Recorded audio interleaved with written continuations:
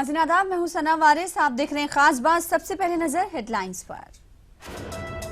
महबूबा मुफ्ती ने लिया जम्मू कश्मीर की वजीर आला के ओहदे का हलफ। रियासत की 13वीं और पहली खातून वजीर आला। लोगों को नई हुकूमत से है काफी उम्मीदें।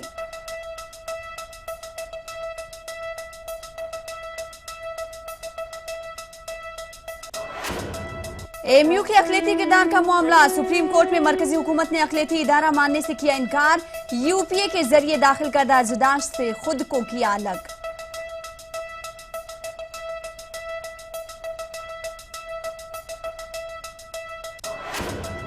मकतूल एनआईए अफसर तंजील अहमद के अहले खाना को यूपी हुकूमत देगी 20 लाख रुपए मुआवजा। अहले खाना को सिक्योरिटी फराहम करने की भी यकीन दहानी।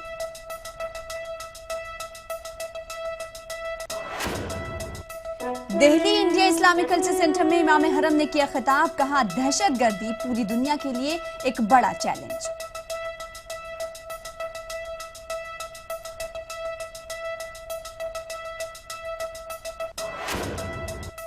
झारखंड अकलियती फलाही इदारों से है महरूम। रियासती हुकूमत वक्फ बोर्ड और अकलियती कमीशन के कयाम के तय गैर संजीदा।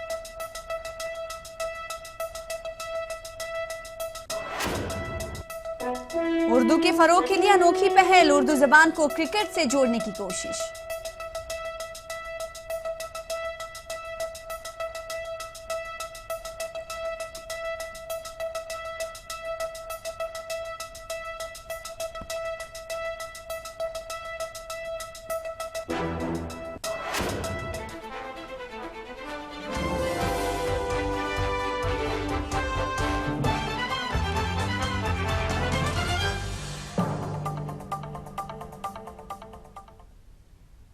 तो सबसे पहले बात महबूबा मुफ्ती की ताजपोशी की करेंगे। महबूबा मुफ्ती जम्मू कश्मीर की पहली खातून वजीर आला बन गई हैं। राजभवन में उन्होंने ओहदे और राजदारी का हलफ लिया। 56 साला महबूबा मुफ्ती ने उर्दू में हलफ लिया। इस मौके पर मरकजी वजीर वेंकैया नायडू, जितेंद्र सिंह, राम माधव, फारूक अब्दुल्ला और कई दिगर सरकर्दा सियासतदान मौजूद रहे।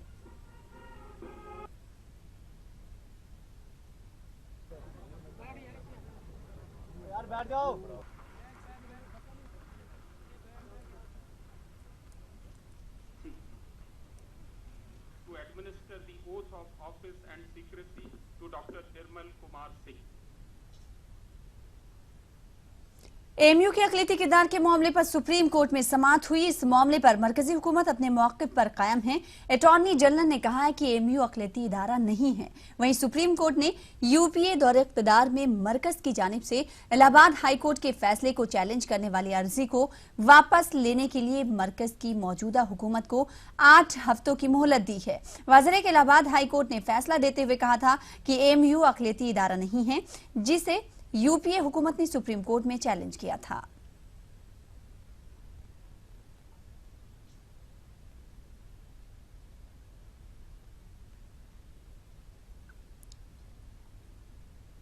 तो मरकजी हुकूमत ने सुप्रीम कोर्ट में कहा कि अलीगढ़ मुस्लिम यूनिवर्सिटी को अकलियती इदारे के जुमरे में नहीं रखा जा सकता। मरकजी हुकूमत ने कहा है कि वो अपील को वापस लेना चाहती है।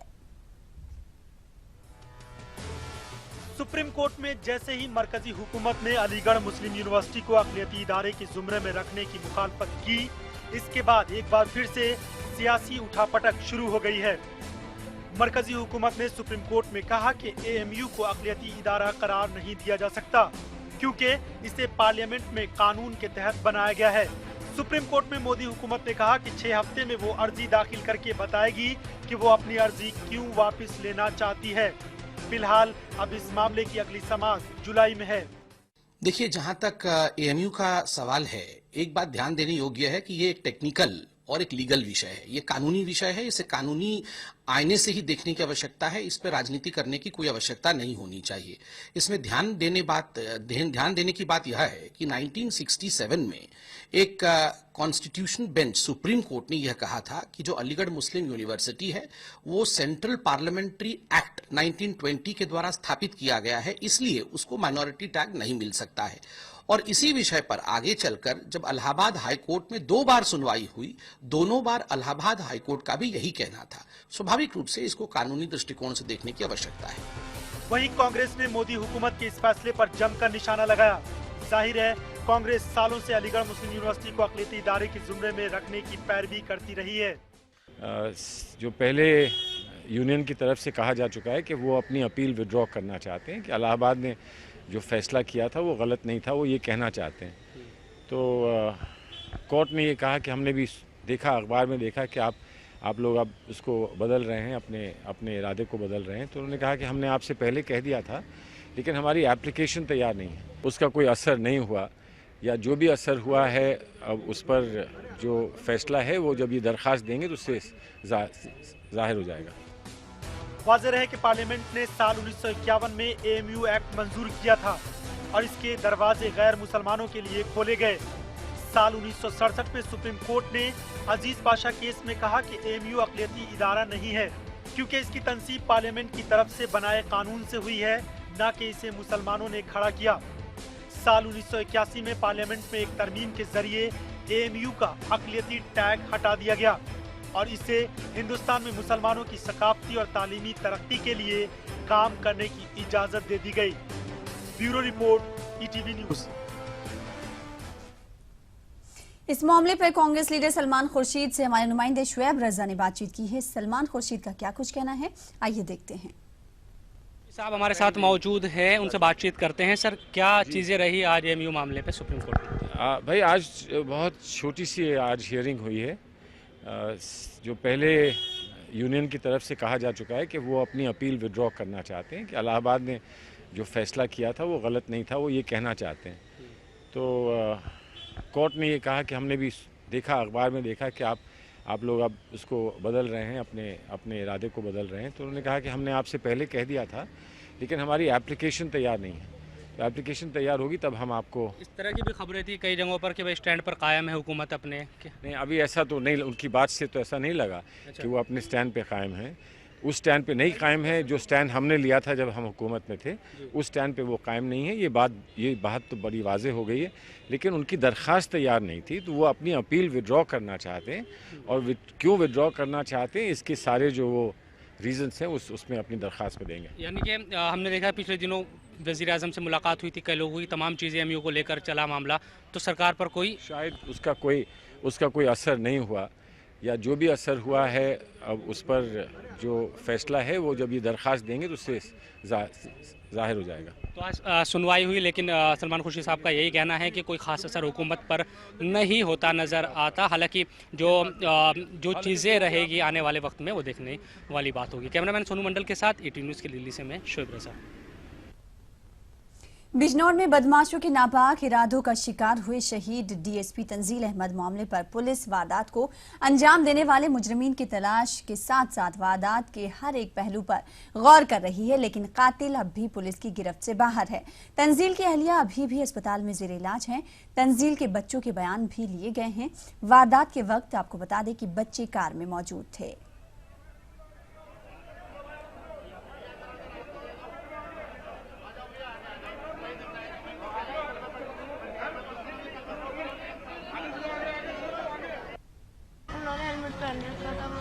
कितने लोग थे वो लोग? दो लोग। अच्छा, पापा ने उस वक्त आपसे कुछ बात किया, कुछ बोला? पापा ने बस क्या हो गया बेटा? पापा ने बस इतना बोला था कि जो जैसे उनकी पहली गोली लगी, पापा ने बोला कि झुक जाओ, नीचे झुक जाओ, मुझे और मेरी बहन से। अच्छा, कोई और आया उसके बाद मदद के लिए? कोई आया शोर मचाया? नहीं, कोई एक आया था, लेकिन वो हमारी मदद नहीं किया, वो चले गए। फिर गाड़ी किसने चलाई वहाँ से हॉस्पिटल तक के लिए? वहाँ से हॉस्पिटल तक के लिए मेरे साथ लेके गए थे मुझे। अच्छा, बताया जा रहा था शादी में देखा गया उन लोगों को बाइक लेके चक्कर मारते हुए। Delhi India Islamic culture centre में इमाम हरम ने अपने खिताब में कहा कि दहशतगर्दी पूरी दुनिया के लिए एक बड़ा मसला है, जिसके खिलाफ तमाम ममालिक को इक़दाम उठाने चाहिए। दाइश के खिलाफ सऊदी अरब समेत कई मुल्कों ने फतवा दिया है और इक़दाम उठाए हैं ताकि इस दहशतगर्दी का खात्मा हो सके। दिल्ली के इंडिया इस्लामिक कल्चर सेंटर में जोहर की नमाज की इमामत इमाम हरम ने की।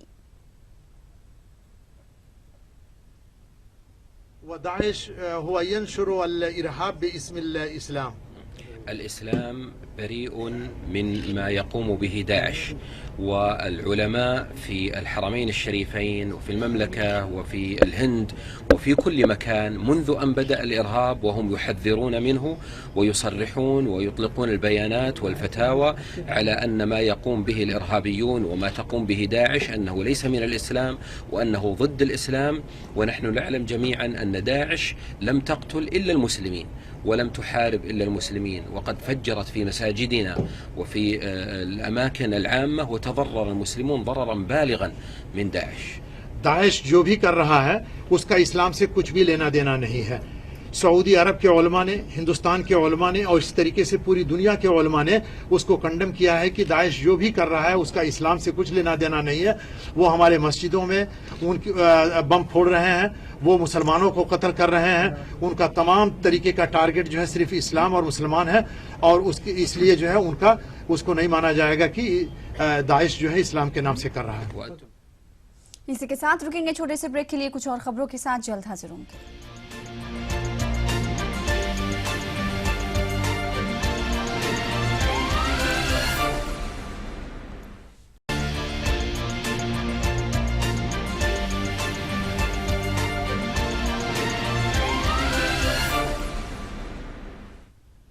खास बात में एक बार फिर आपका इस्तकबाल करते हैं। गुजरात में उर्दू अदब की सूरत हाल, इसी मौजू पर अहमदाबाद में एक अजीमुशान सेमिनार का इनेकाद किया गया। कौमी कौंसिल बराए फरोग उर्दू जबान के ताउन से shine India social and culture academy के ज़ेर एहतमाम ये सेमिनार मुनक्किद किया गया। इस प्रोग्राम में उर्दू अदब के हालात पर दानिश्वरों ने रोशनी डाली।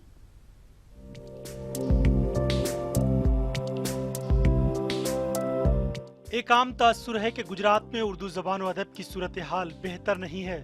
यहाँ लोगों को उर्दू पढ़ने का शौक है, न कोई अदबी व शेरी माहौल। मगर क्या वाकईतन ये सही है या यहाँ के अदबी मंजरनामे को पेश करने में कोई गफलत बरती गई?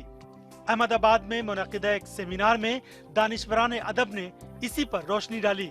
यहाँ के अदीबों का मानना है कि अब किसी तरह गुजरात में उर्दू की सूरत हाल बेहतर हुई है। उर्दू पर काम करने के लिए बात की है, ये हमारे लिए बहुत बड़ी बात है। हमारे सेमिनार का ये जो हम सेमिनार करते हो समझ लो ये सफल हो गया कि लोग इस तरह उर्दू से जुड़ने लगे। नेशनल काउंसिल का बहुत शुक्रगुजार हूँ, वो हमें ताउन देते हैं और इस प्रोग्राम को करने देते हैं। मैं उनका शुक्रगुजार हूँ और आगे भी इस तरह उनका सहयोग मिलता रहे। NCPL जो है, national council for promotion of Urdu language, उसने जिस तरह से उर्दू को बढ़ाने की कोशिश की है उसका भी बड़ा हाथ है इसमें और उनकी मदद काफ़ी है। और इस वजह से उनके ताउन से लोग यहाँ नए नए प्रोग्राम रखते हैं और बात आगे बढ़ रही है। इतना ही नहीं, वो लोग मुल्क गिर पैमाने पर जो कोशिशें कर रहे हैं उसको गुजरात को भी उसमें शामिल रखा है, इसलिए हम उनके शुक्रगुजार भी हैं। गुजरात में उर्दू से ताल्लुक़ रखने वाले लोगों के लिए कई और सहूलियात मिल रही हैं। उर्दू के फ़रोग के लिए कोशिश तो हमें करनी पड़ेगी। हम अगर उर्दू पढ़ना नहीं चाहेंगे तो हम कैसे कर सकते हैं कि साहब उर्दू का फ़रोग नहीं हो रहा है। लिहाजा पहली जिम्मेदारी हमारी है कि हम उर्दू के फ़रोग के लिए खुद काम करें ही। तो उर्दू के सिलसिले में मेरा मानना ये है कि आज भी सूरत हाल बहुत बेहतर है उन इलाकों से जहाँ उर्दू की हालत तो इससे भी ख़राब है। उर्दू को आगे बढ़ाने की सोच को लेके हम बहुत जल्दी गुजरात से अहमदाबाद की सरजमीन से उर्दू की डेली मैगज़ीन निकले, इंशाल्लाह डेली पेपर निकले। हर घर माशरे में एक साफ़ सुथरा अखबार, हमारे दिल की आवाज़, हमारे माशरे की आवाज़, उर्दू की आवाज़ घर घर पहुँच जाए, इंशाल्लाह मैं उसके लिए कोशिश करूँगा। लोगों को अपनी किताबें शाया करने का जरिया मिल रहा है। साथ ही जदीद दौर में गुजरात में कई अच्छे शायर और अदीब भी उभरे हैं जिनसे उर्दू के फरोग में मदद मिली है। Bureau report, ETV news. Ahmedabad सुन्नी जमात कौमी बुआयद की जानिब से हर साल क्रिकेट मैच का एहतमाम किया जाता है। इस मैच में बड़ी तादाद में नौजवान हिस्सा लेते हैं, लेकिन इस बार क्रिकेट मैच का मकसद उर्दू ज़बान को फ़रोग देना था और इसी वजह से क्रिकेटर्स की टी-शर्ट्स पर उर्दू में इत्तेहाद लिखा हुआ है ताकि आवाम को उर्दू की जानिब मुतवज्जे किया जा सके।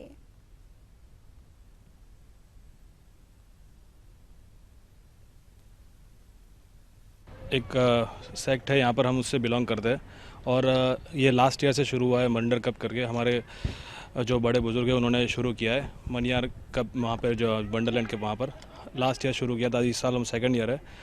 सब यंगस्टर ने सोचा कि उर्दू ज़ुबान जो है उससे जो हमारी यंग जनरेशन है वो काफ़ी दूर हो चुकी है, तो इसको किस तरीके से लोगों के अंदर दिलचस्पी पैदा करें और कैसे लोगों का इसकी तरफ जहन मुतवज्जा करें। बुज़ुर्गों की राय भी ली गई और हमारे सब जो है साथियों की राय भी ली गई। फिर हमने इस नतीजे पर पहुँचे कि इत्तिहाद रखा जाए। भोपाल के ओल्ड कैंपेन ग्राउंड की दुकानों और मकानों के किराए बढ़ाने पर लोगों ने एक रोजा बंद का ऐलान किया है। साथ ही लोगों ने वक्फ बोर्ड के चेयरमैन के खिलाफ नाराजगी का भी इजहार किया। लोगों का कहना है कि मनमाने तरीके से किराया बढ़ाए जाने की वजह से गरीब दुकानदारों को किराया अदा करने में काफी परेशानी हो रही है। आज यहाँ पर मतलब देना का जो किराएदारों के साथ जुल्म ज्यादती हो रही है, उसके लिए आज हम लोगों ने एहतजाज किया है। और हमारी कमेटी करीब 18 महीने से, जब से चेयरमैन शौकत मोहम्मद खान बने हैं, मैं ये समझता हूँ चेयरमैन क्या, उससे पहले वो मुतवल्ली कमेटी का अध्यक्ष थे, उसके पहले हम आवेदन लेके गए, हमारी कोई सुनवाई नहीं हुई। साथ ही हम मतलब देना का ये पूछना चाहते हैं, क्या जिला जो मुतवल्ली कमेटी का सदर होता है, एक ही वही सदर, वही बोर्ड का भी अध्यक्ष। दिल्ली के एक होटल में पाकिस्तानी गुलकार गुलाम अली की फिल्म घर वापसी के म्यूजिक लॉन्च का प्रोग्राम मुनक्किद होने वाला था, जिसे खुद होटल इंतजामिया ने ही मनसूख कर दिया। बताया जा रहा है कि होटल हुक्काम को मुबैना तौर पर बजरंग दल और हिंदू सेना की जानिब से धमकियां मिल रही थी।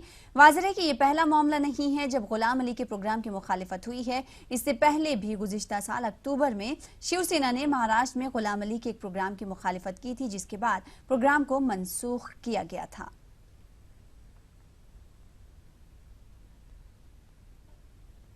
खास बात का सिलसिला जारी रहेगा वक्त एक और ब्रेक का।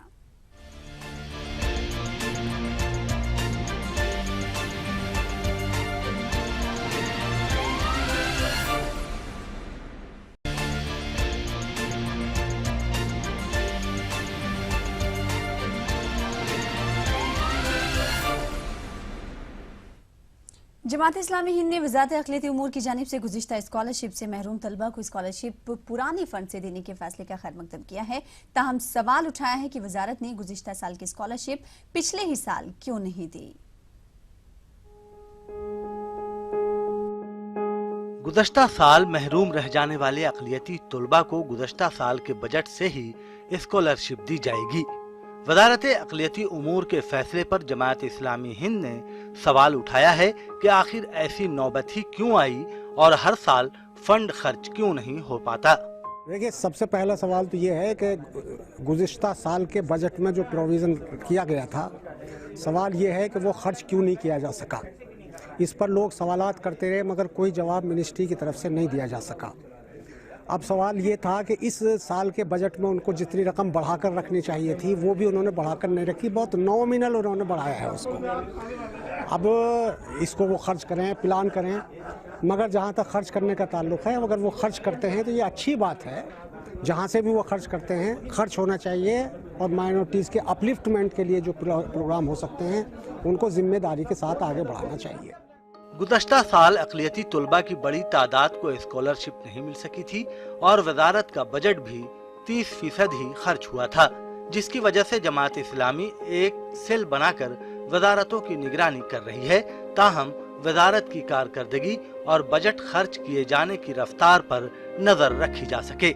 नहीं, हमने गुज़िश्ता माली साल के आखिर में भी इस मसले को उठाया था और ये बात कही थी कि साहब जो स्कीमें बनाई हैं, जो बजट मुख्तस किया गया है वो सही तौर पर बर वक्त खर्च नहीं हो रहा है। इस सिलसिले में हमने एक मॉनिटरिंग कमेटी बनाई है अपनी जमात के अंदर। हमारा जमात का जो शोबा है इस तरह के कामों के लिए, उसमें एक मॉनिटरिंग कमेटी हमने बनाई है, वो बराबर इस पर नज़र रखेगी इंशाअल्लाह और हर 2 माह में उसका जायज़ा लेकर के हुकूमत को मुतवज्जे करती रहेगी, उसकी रफ्तार का जायज़ा लेती रहेगी कामों का। जमात इस्लामी हिंद का कहना है कि वज़ारत की आंख खाह देर से ही खुली हो, लेकिन स्कॉलरशिप मिलना ज्यादा जरूरी है ताकि मुस्लिम बच्चे भी तालीम के मैदान में आगे बढ़ सकें। दिल्ली से खुर्रम शहजाद की रिपोर्ट। मध्य प्रदेश के विदिशा में माइनॉरिटी फोरम ऑफ इंडिया की जानिब से मुनक्किदा एक प्रोग्राम में ईटीवी के ग्रुप एडिटर राजेश रैना को अवार्ड से सरफराज किया गया। राजेश रैना को शहंशाह सहाफत के एजाज से नवाजा गया।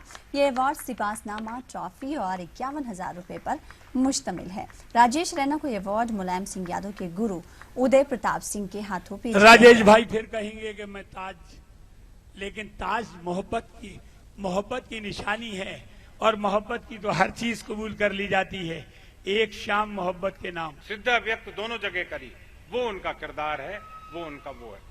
इसके साथ एक छोड़ और उसको अगर छोड़ दिया तो ऐसा लगेगा ज्यादा। मैं आपको बताना चाहता हूं कि विदिशा ने मुझे कश्मीर की याद दिला दी। ये वालिहाना इस्तकबाल, ये मोहब्बत, ये प्यार, ये सिर्फ मैंने आज तक कश्मीर में देखा है और उसके बाद आज विदिशा में देखा है। मैं मुबारकबाद देना चाहता हूं यहां के तमाम लोगों को, चौधरी मुनव्वर सलीम साहब को, जो एजाज, जो सम्मान मुझे यहां दिया गया है, मैं वाकई उसके लायक नहीं हूं, उसके काबिल नहीं हूं, उसके मुस्तहिक नहीं हूं। मैंने अभी उतना बड़ा कोई कारनामा नहीं किया है। मैं उर्दू का एक तालिब इल्म हूं और उर्दू की मैं खिदमत क्या कर सकता हूं, उल्टा तो उर्दू ही मेरी खिदमत कर रही है। मुझे रोजगार उर्दू की वजह से मिला, मैं इस मकाम पर उर्दू जबान की वजह से पहुंचा। तो अभी उर्दू के फरोग के लिए बहुत काम आगे करना है। बिहार के मुजफ्फरपुर रेलवे जंक्शन पर स्टेशन की तामीर से कब्ल की कायम हुई मस्जिद आज भी मौजूद है, लेकिन मस्जिद के मुसल्लियान को नमाज पढ़ने के लिए स्टेशन पार करना पड़ता है और टिकट चेकिंग के दौरान अक्सर नमाजियों को पकड़ लिया जाता है। तो आप देखिए रिपोर्ट और मुझे दें इजाजत। साथ ही साथ आपको बता दें कि आप हमारी वेबसाइट urdu.pradesh18.com पर मजीद खबरें तफसील के साथ देख सकते हैं। आदाब। नमाजियों की होती है टिकट चेकिंग। मस्जिद जाने के लिए प्लेटफॉर्म टिकट लेना जरूरी। टिकट नहीं लिया तो पकड़े जाने का है डर। मस्जिद के इमाम ही पकड़े गए बगैर टिकट।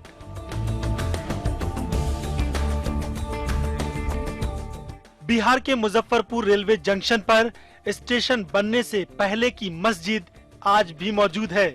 रेलवे के मुलाजमीन व मुसाफिर, रेलवे स्टेशन के करीब मौजूद मुजफ्फरपुर जिला अदालत में काम करने वाले अफराद, आसपास के बाजार के ताजिर और खरीदार और कुर्ब जवार में आबाद मुसलमान मस्जिद के मुसल्लियान में शामिल हैं। लेकिन रेलवे स्टेशन के बाहर से मस्जिद आने वाले नमाजियों को अक्सर प्लेटफॉर्म पर टिकट चेकिंग के दौरान पकड़ लिया जाता है। अब हम लोगों को दिक्कत यही है कि जब तक फुट ओवर ब्रिज नहीं बनता है तब तक इस मस्जिद में आने के लिए कोई रास्ता नहीं है। बटला की तरफ से जो लोग आते हैं उसमें 3-3, 4-4 माल गाड़ियाँ लगी रहती हैं। उसको नीचे से घुस के आने में या बगल से घुस के आने में काफी जान में खतरा रहता है। 1959 में रेलवे, मुजफ्फरपुर जिला इंतजामिया, मस्जिद कमेटी और सिविल सोसाइटी के दरमियान हुए मुआहदे के मुताबिक कोई भी मुसल्ली उस वक्त तक प्लेटफॉर्म से बगैर टिकट गुजर सकता है जब तक कि मस्जिद जाने के लिए स्टेशन के बाहर से मस्जिद के गेट तक खुसूसी फ्लाईओवर यानी पुल नहीं बन जाता। लेकिन हैरत यह है कि मुजव्वजा फुट ब्रिज की आज तक तामीर नहीं हो सकी और प्लेटफॉर्म पर टिकट चेकिंग के दौरान मुसल्लियान की गिरफ्तारियों का सिलसिला जारी है। एक मर्तबा तो मस्जिद के इमाम साहब भी टिकट चेकिंग के दौरान पकड़ लिए गए। दरअसल यूपीए 1 के दौर में वजीर रेल लालू प्रसाद यादव ने मुजफ्फरपुर रेलवे स्टेशन की मस्जिद जाने वाले नमाजियों के लिए खुसूसी फुट ब्रिज की तामीर के मकसद से 60 लाख रुपए अलॉट किए, लेकिन मुकर्रर मुद्दत में फुट ब्रिज की तामीर नहीं हो सकी और फंड डाइवर्ट कर दिया गया।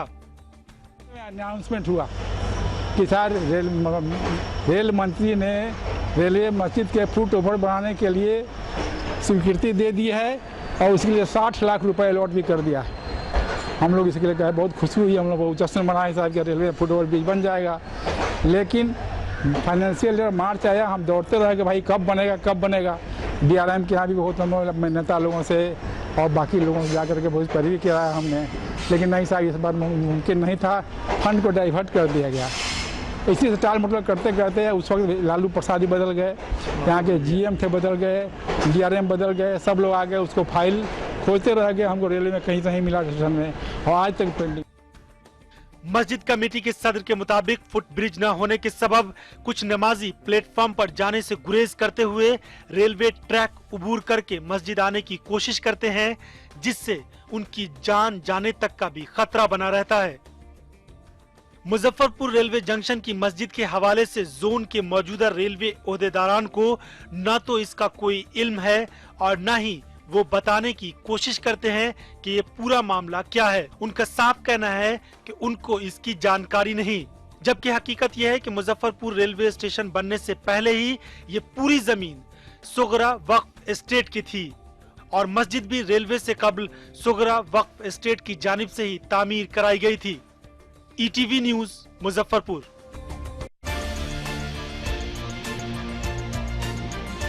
शाम और मगरिब